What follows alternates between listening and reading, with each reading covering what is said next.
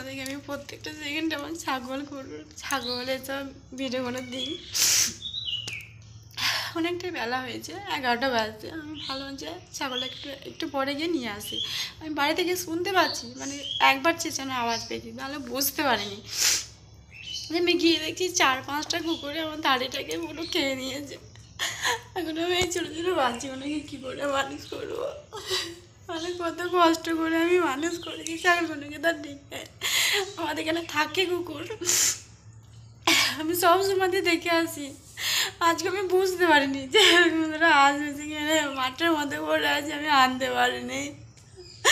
পুরো মেরে দিয়েছে ছাগলটাকে।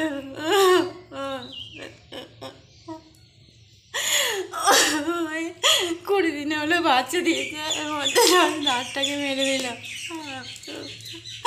কত কষ্ট করে আমি নিয়ে আসি, তা ঠিক নয়।